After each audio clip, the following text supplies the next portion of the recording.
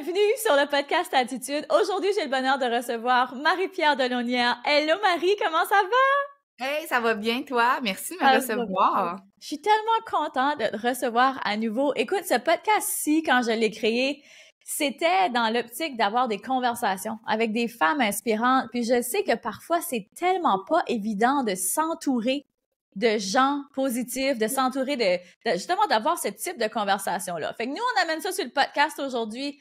Écoute, Marie, on a le bonheur de se connaître depuis plusieurs années. Moi, je te suis depuis des années aussi. On a travaillé ensemble. Puis une chose que j'adore de toi, c'est ta constance dans l'inconstance. Dans, tu sais, les changements de la vie à travers les saisons de ta vie. Moi, je t'ai vu évoluer. Puis t'es toujours constante. Et ça, c'est pas... Je veux pas dire que c'est pas donné à tout le monde, mais c'est pas tout le monde qui réussit à avoir cette constance-là. Fait que j'aimerais ça aujourd'hui que tu nous partages tes clés. Comment est-ce que tu fais pour garder un mindset toujours on top? Tu sais, je te vois avec tes entraînements, c'est comme, t'as pas d'excuses, là. Toi, t'es comme, no excuse, j'y vais, all in. Mais avant qu'on rentre là-dedans, est-ce que tu voudrais nous partager ton histoire? Parce que t'as toute qu'une histoire. Ouais, ben oui, avec plaisir. Puis là, j'ai manqué un petit bout là, au début, ça l'a comme bugué, fait que j'espère que tout était C'est good. juste une petite intro. OK, parfait. Non, mais mon histoire, hey, ça remonte à loin, puis j'aime ça la partager parce que on dirait que ça me ramène justement dans mes débuts, parce que tu sais, quand on est dedans, on dirait que des fois, on a tendance à oublier d'où est-ce qu'on part. Puis c'est quand que on retourne dans nos débuts, où est-ce qu'on est parti, finalement, je trouve que ça permet de faire vraiment une belle introspection pour faire comme, hey, j'ai fait tout ça, tu sais. Fait qu'en fait, moi, mon histoire débute en 2017, 5 janvier 2017, et j'ai commencé une remise en forme pour la 52e fois, je pense. J'étais vraiment une jeune adulte, en fait, qui était vraiment mal dans sa peau. Puis, tu sais, moi, mes changements de vie, mes changements de carrière, mon changement de personne, en fait, a commencé par une remise en forme. Puis, honnêtement, je m'attendais zéro du tout à ça. Là. Zéro. Moi, je voulais juste perdre du poids. Puis, tu sais, le monde, il me dit « Ah, tu vas voir, tu vas avoir plus d'énergie. » Puis, j'étais comme « Je m'en fous. Je m'en fous. Moi, je veux juste perdre du poids puis me sentir bien avec moi-même, tu sais, parce que ça faisait des années que j'étais dans la culture de diète, que j'avais essayé mille et une choses pour perdre du poids sans effort, parce que là, aujourd'hui, je suis une fille qui est très d'action, je suis une fille qui est très dans l'effort, dans la discipline, mais back in the days, c'était pas moi, ça, là. J'ai appris à devenir cette personne-là. Donc, c'est ça, j'ai commencé une remise en forme le 5 janvier 2017. Je sais pas qu'est-ce qui s'est passé dans ma tête à ce moment-là. J'ai eu un déclic dans mon premier entraînement que j'ai trouvé donc bien difficile. Comment peux-tu normaliser que les premiers entraînements sont rough en tabarouette, là? Tu sais, moi, je voyais le monde s'entraîner autour de moi, puis il était capable, puis il était bon. Puis moi, après 15 minutes, là, j'étais morte, là. Morte comme j'ai morte. Fait qu'à ce moment-là, j'ai eu un déclic, puis je pleurais, puis je me traitais de pas bonne, comme d'habitude, puis je me suis dit « Hey, non, t'es bonne. Comme t'as fait 15 minutes. Si demain, tu fais 15 minutes, 15 secondes, c'est une amélioration, c'est une victoire, tu sais. » Fait que de fil en aiguille, j'ai continué comme ça. Je m'étais donné 1 an pour comparer mes photos avant, après. Je vais le mettre entre guillemets parce qu'il n'y a jamais vraiment de après final, mais dans ma tête, à ce moment-là, ça me motivait beaucoup. Puis je m'étais dit qu'il n'y avait plus de porte de sortie. Tu sais, que c'était trop facile d'avoir une porte de sortie. Puis ça, c'est un mindset que j'applique dans mon quotidien, que quand il y a un obstacle, si tu as l'option d'avoir une porte de sortie, c'est sûr que tu prends la porte de sortie, c'est bien plus facile, tu sais. Donc, j'ai avancé avec cette mentalité-là de je reste fière de moi, je me challenge, j'y vais avec de la constance, je me donne 1 an, j'ai plus de porte de sortie. Puis au bout d'1 an, oui, j'avais perdu du poids comme que je le voulais. Puis oui, j'étais devenue une femme complètement différente au niveau de l'énergie, au niveau de la confiance, mais aussi au niveau de mes passions, au niveau de mes projets, parce que durant cette année-là, je me suis rendu compte que les gens étaient très inspirés par mon parcours, par mon histoire, qui a jamais été très esthétique, genre, ou très... Moi, je suis pas la fille sur Instagram qui partage ses affaires de façon très... Tu comprends ce que je veux dire, là, très Pinterest? Tu sais, moi, j'étais tout le temps été très simple, très raw, puis je le partage comme ça, puis c'est parfait. What you see is what you get avec Oui, toi. exactement. Puis je me suis mis à partager un peu, puis les gens ont trouvé ça super inspirant. Puis au début, j'ai eu un peu le syndrome d'imposteur parce que j'étais comme, je suis qui, moi? Tu sais, je suis entourée de femmes qui, leur Instagram, leur Facebook, c'est tellement beau, tu sais, puis moi, je suis juste la petite fille qui est... Mais au final, les gens ont aimé ça, ils m'ont trouvé super inspirante. Fait que de fil en aiguille, j'ai commencé à motiver des femmes à se reprendre en main. Je dis des femmes parce que c'est principalement des femmes qui sont venues vers moi, là, mais à se reprendre en main, à changer leur vie en général, parce que moi, j'ai pour mon dire que quand tu prends ton parcours santé en main, ben t'as la confiance d'aller chercher ton augmentation salariale. T'as la confiance t'as l'énergie pour courir avec tes enfants, t'as l'énergie pour te lever le matin. Tu sais, ça change ta vie en général, tu sais.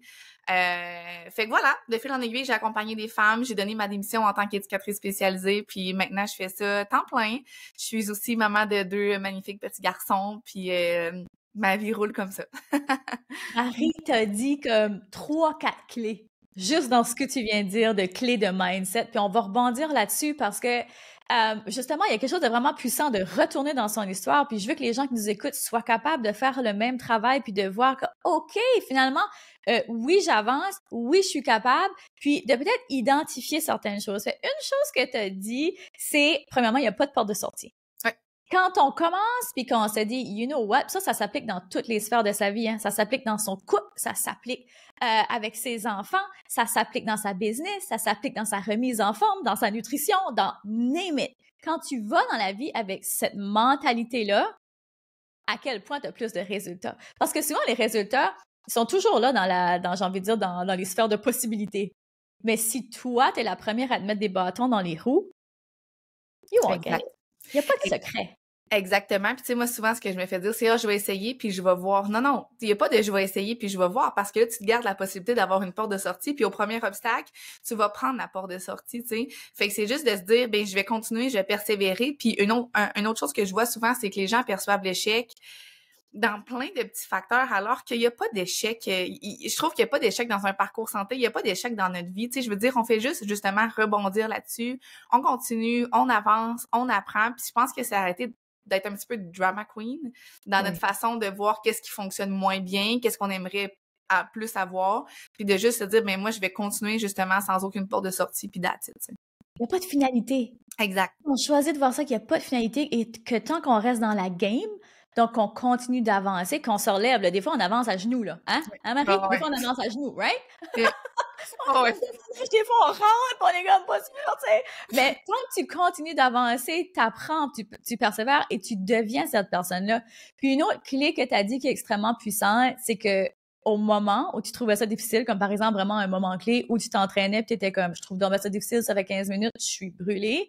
Tu sais, t'aurais pu t'écouter et te dire, you know what, that's it, mais tu t'es parlé. Donc, la différence entre s'écouter et se parler. Moi aussi, si je m'écoute bien souvent à 5h45 quand le réveil sonne pour aller m'entraîner, si je m'écoute, c'est je suis donc bien dans mon lit. Pourquoi je fais ça? J'ai pas besoin de faire ça. Je pourrais faire ça après-midi. Oh non, laisse faire. Non, t'es pas obligé aujourd'hui. Skip aujourd'hui. Tu sais, si je m'écoute, là, je me lève pas de mon lit. Mais si je me parle, puis je me dis, non, t'as dit que t'allais le faire. Non, c'est pas partie de tes standards. Non, c'est pas partie de ta grande vision. Tu te lèves. Exact. Tellement différent, tellement différent. Et j'ai retourné dans un moment, dans un de tes reels où est-ce que justement tu parlais de ton histoire. Parce que tu sais, là, on parle vraiment de la femme qui s'accomplit puis qui persévère, mais j'ai aussi envie d'aller du côté de la femme d'affaires. Parce qu'il y a beaucoup de femmes d'affaires qui nous écoutent, puis parfois on a peur de parler de notre histoire parce que souvent on la diminue. Tu sais, on pense que notre histoire, ben, elle a plus ou moins d'importance ou tu sais, qu'est-ce que ça va vraiment changer dans la vie d'un autre que je le partage. Et durant cette publication-là que tu as fait, c'était un reel, je crois, et j'ai pris la peine de le noter parce que c'était tellement bien dit. Parce que justement, tu sais, des fois, tu sais, moi, j'encourage aussi toutes mes étudiantes à comme partage ton histoire, comme minimum 3 fois par semaine, radote ton histoire, tu sais. Souvent, on va se dire après un moment donné, surtout là, tu sais, ça dit, c'était au mois de janvier 2000 quoi encore, ça fait quelques années, là. Oh ouais. 17, tu sais, tu vois, ça fait quand même quelques années que tu répètes cette histoire-là. Fait que des fois, on se dit, ben, c'est bon, là, je l'ai répété assez comme j'ai plus envie de répéter cette histoire-là. Mais dans ce que tu as dit, et là, je te cite, un jour, tu vas raconter ton histoire, qui tu étais, ce que tu traversais, comment tu as réussi. Un jour, ton histoire deviendra le guide de survie pour une autre personne.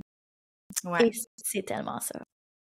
Oui, c'est vraiment ça, parce que moi, ce qui me rattachait, puis ce qui me rattache encore, c'est de m'entourer de femmes qui m'inspirent, de femmes qui partagent leur histoire, puis qui font comme « Hey, tu sais quoi, c'est normal que tu te sentes comme ça, puis voici ce que tu peux faire pour passer par-dessus, puis si tu passes par-dessus, voici ce que tu peux avoir, puis voici comment tu peux te sentir, tu sais. » Fait que moi, je me suis tout le temps dit, autant mon histoire business que fitness, plus je vais la raconter, plus je vais en parler, puis plus que je vais dire que non, ça n'a pas tout le temps été facile, puis oui, moi aussi, j'ai voulu abandonner, puis moi aussi, des fois, je retourne dans mes patterns alimentaire, puis mais plus que je partage mon histoire de façon très authentique, plus que ça va devenir le guide de survie de quelqu'un d'autre, tu sais. Mais justement, c'est aidant pour personne de faire semblant que tu es toujours rose tout le temps, puis qu'on est tout le temps parfait. Il y a personne de tout le temps parfait. Puis si quelqu'un vous fait croire ça, sauvez-vous. Parce que c'est comme, tu sais que c'est pas vrai, tu sais que c'est pas vrai. Puis c'est ça la game avec Instagram. Tu sais, des fois, je comprends. Tu sais, moi, par exemple, j'ai un compte qui est plus liché. Tu sais, j'aime ça faire des belles photos. C'est rare que je partage les grands moments. C'est ici que je le fais. C'est vraiment sur le podcast que là, j'étale plus, que je vais plus en détail. Mais il y a une différence entre faire semblant que ça n'existe pas versus de choisir. C'est que moi, j'ai comme mentalité aussi que d'exposer juste du caca tout le temps aussi. Il y a comme une balance entre ça aussi, puis je pense que tu penses comme ça aussi. Il y en a tellement déjà de négativité autour de nous que je suis comme, faut doser cette partie-là. Fait que clairement, quand on parle de dosage, on va avoir beaucoup plus de choses qui sont positives que de choses qui sont négatives. Mais reste que dans la vie, c'est pas toujours ça le ratio dans le quotidien. Right? Exactement, oui. Fait que de faire semblant, mais ça, c'est une chose que j'aime de toi. Puis, comme je disais, tu sais, en entrée d'épisode, ta constance, même dans les moments où tu te sens pas top, justement, tu sais, toi, tu vas le partager comme t'es constant every single day. Puis ça, c'est vraiment très inspirant. Oui, puis tu sais, moi, j'ai réalisé avec le temps que moi, j'étais quelqu'un qui se victimisait beaucoup. Tu sais, je peux pas perdre du poids parce que je suis avec des gros os, parce que j'ai des troubles alimentaires, parce que je peux pas réussir ma business parce que j'habite dans le fin fond du nord du Québec, parce que je suis jeune, parce que j'ai pas de connaissances. Mais je me victimisais énormément, puis je me comparais énormément. Puis à un moment donné, j'ai réalisé que ça m'aidait en rien faire ça. Tu sais, au contraire, ça me nuisait. Puis ça a été de prendre action. Tu sais, la seule chose qui te sépare de la personne que tu veux devenir ou de ce que tu veux faire de ta vie, c'est de prendre action. Puis c'est la partie qui fait le plus peur parce que des fois, justement, on sait pas par où commencer. On a le syndrome de l'imposteur, on n'a pas de connaissances. Ben, c'est à ce moment-là qu'il faut aller s'entourer, il faut essayer, il faut se laisser la chance d'être débutante. Tu sais, je veux dire, je pense que c'est juste de mettre des petites lunettes roses. Puis moi, je pense que j'ai une chance dans la vie parce que j'ai quand même la lunette rose très facile de me dire, ben je vais le faire, puis je verrai comment que ça va aller, tu sais. Mais c'est de mettre ses lunettes roses, foncer dans l'action, se laisser la chance d'être débutante, puis persévérer. Tu sais, je me souviens quand j'ai travaillé avec toi pour lancer mon podcast, justement, là 3 ans, je pense, j'étais donc bien débutante, je connaissais rien dans le podcast, dans l'univers du podcast, j'étais donc bien stressée de sortir mon premier, je voulais plus le faire. Puis tu sais, là, aujourd'hui, c'est comme, c'est mon safe space, c'est mon moment de bonheur, tu sais, de la semaine. Fait que je pense que c'est ça. C'est juste de se mettre dans l'action puis de se laisser la chance d'apprendre dans tout ça, tu sais. Ah, se laisser la chance d'être une débutante. Ouais. Tu sais, il y a personne qui commence on top of his game, là. Mais j'ai l'impression que c'est quelque chose qu'on ne veut plus, se laisser la chance d'être débutante parce qu'on voit tout le monde réussir autour de nous, tu sais. On voit le monde qui ont full de likes. Puis tu sais, moi, je suis pareil avec TikTok, là. J'aimerais donc bien ça, là, maîtriser l'art du TikTok, là, puis avoir plein d'abonnés, puis plein de likes tout de suite. Puis là, je me trempe l'orteil, puis je l'enlève. Puis là, je suis comme, en fait, semaine, je me suis parlé, là. J'étais comme, non, continue, là, tu sais. Vas-y dans l'action, justement. Je me suis fait un petit speech de motivation. Mais la réalité, c'est que on dirait qu'on veut plus se laisser la chance d'être débutante parce on voit tout le monde réussir autour de nous. On voit tout le monde avoir un bon succès. On voit certaines personnes exceller. Puis là, des fois, on est comme, ah, mais moi, je suis qui, dans le fond, pour faire ça? Je suis qui, dans le fond, pour être débutante dans un monde où est-ce qu'il y a plein d'experts déjà?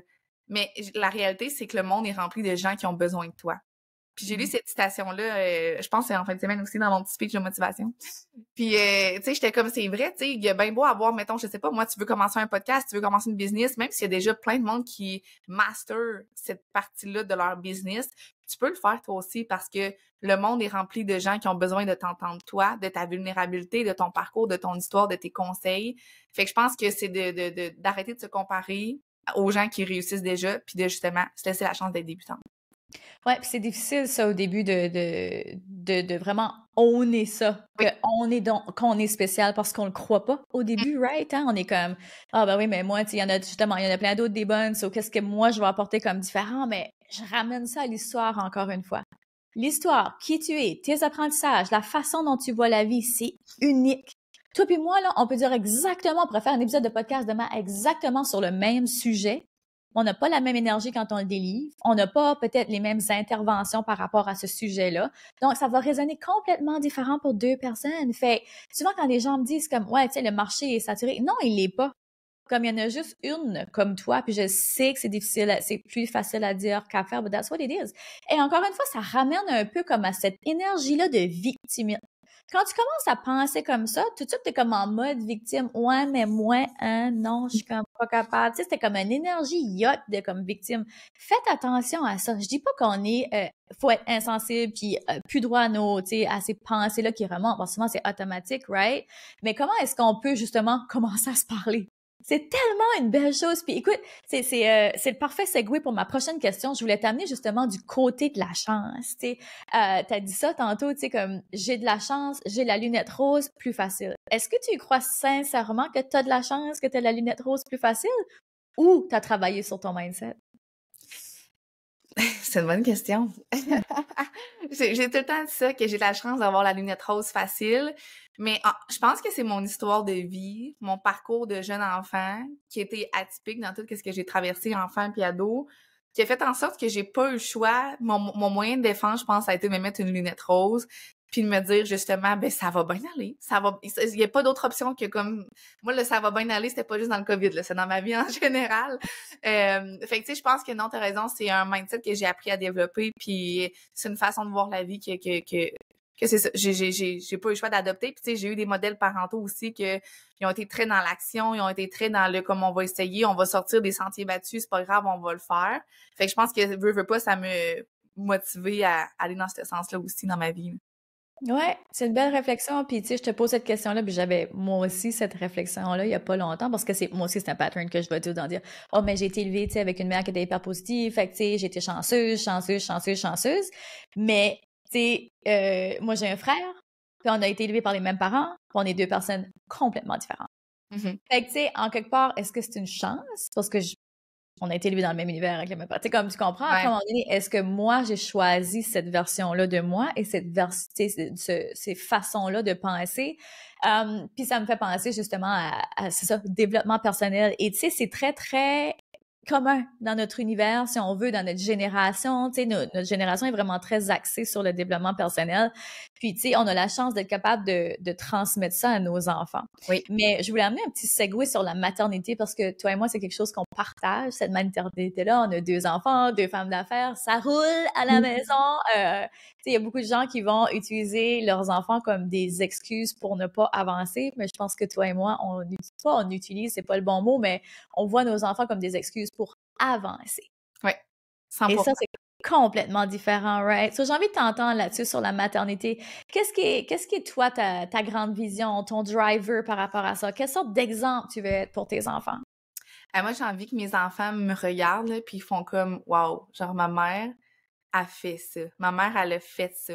Ma mère, elle a cet état d'esprit-là. Ma mère, elle nous permet de vivre ça. Tu sais, j'ai envie... Pas qu'ils m'idéalisent ou quoi que ce soit, mais tu sais, j'ai envie d'être un modèle pour eux, de leur montrer justement que peu importe c'est quoi ton background de vie. Tu sais, moi, j'ai commencé ma vie dans un monde de toxicomanes, d'alcooliques. Puis tu sais, je suis rendue aujourd'hui tu sais, complètement ailleurs, tu sais, fait que j'ai envie de dire, peu importe c'est quoi ton background de vie, d'où est-ce que t'es parti, qui t'es, t'as toujours la possibilité de cheminer, t'as toujours la possibilité d'avancer, t'as toujours la possibilité de devenir une autre personne. Puis j'ai pas envie que mes enfants rentrent dans un moule de société, tu sais, moi, à 17 ans, je suis partie aux études, je suis partie de la maison, éducatrice spécialisée parce que le monde me disait que j'aimais aider les autres, puis il y avait pas de maths. Tu sais, tu comprends? Moi, j'étais comme, c'est winner, c'est parfait pour moi. Fait que j'étais allée là-dedans, un moule de société préétabli, préfaite pour moi.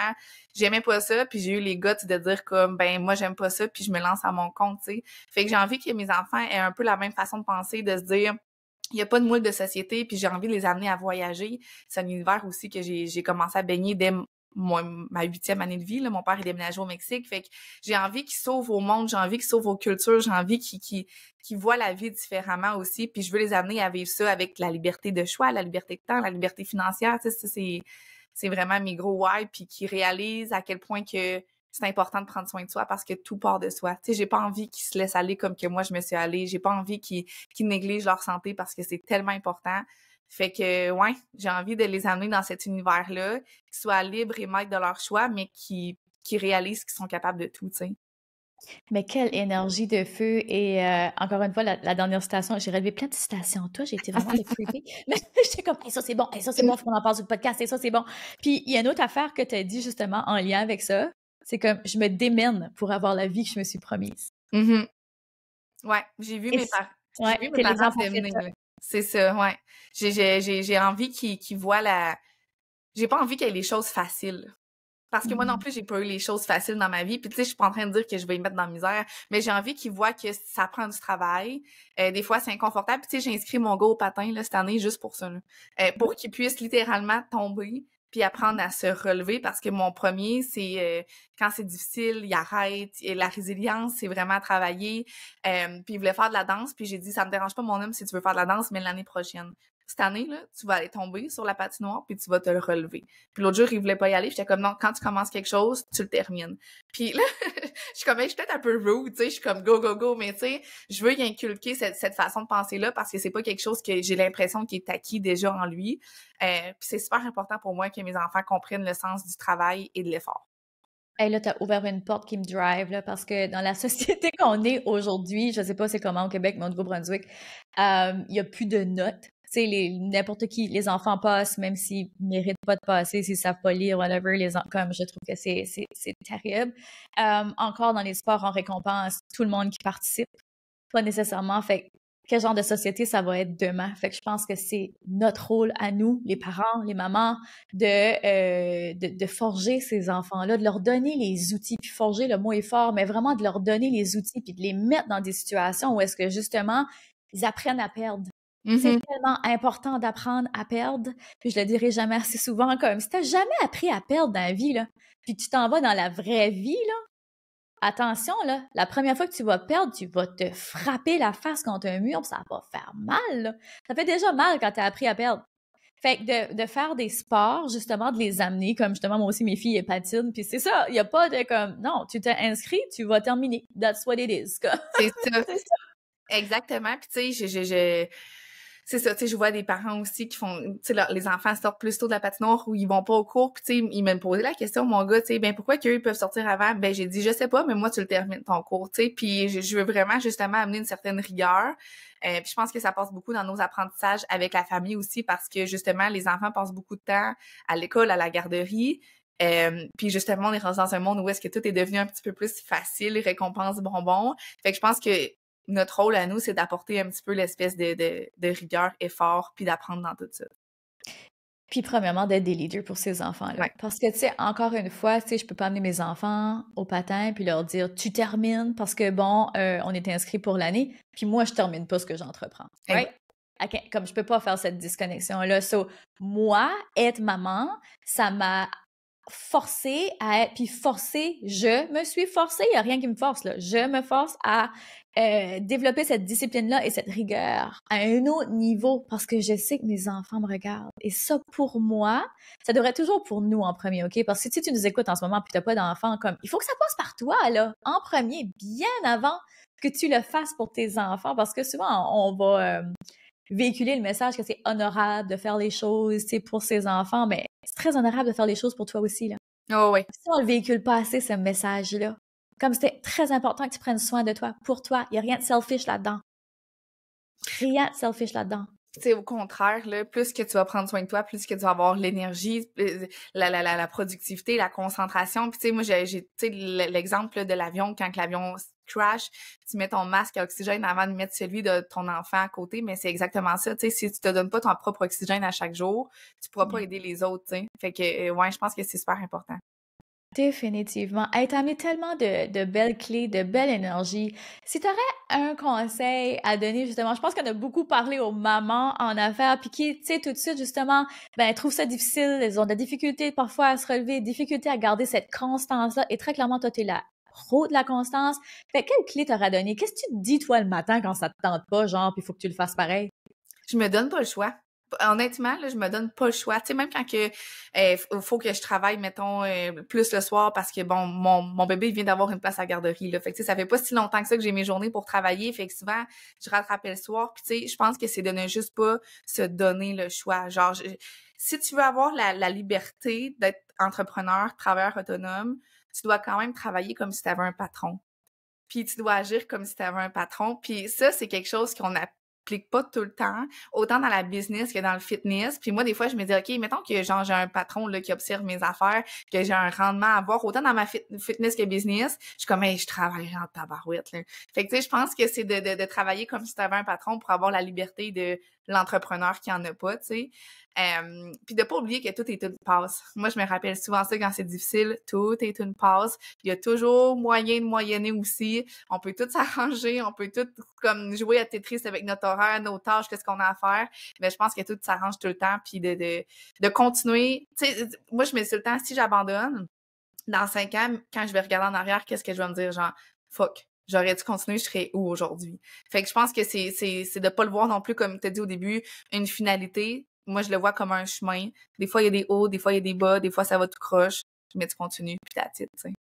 Ah, tellement. Et puis, j'ai envie de finir avec 2 choses que tu as dit, là, mais on va faire un medley. Il n'y en aura pas de facile, il y a toujours moyen de moyenner. Ouais. C'est pas québécois! Oh my goodness! C'était un magnifique épisode. Marie, dis-moi où est-ce qu'on peut te rejoindre, où est-ce qu'on peut te retrouver? Principalement sur Instagram, Marie Delaumière. Sinon, j'ai mon podcast aussi, Puissance féminine, qui est disponible sur Spotify et Balados. Puis, TikTok, là, regarde. TikTok de temps en temps, Marie Delaune, juste pour faire un petit changement dans mon nom, mais voilà.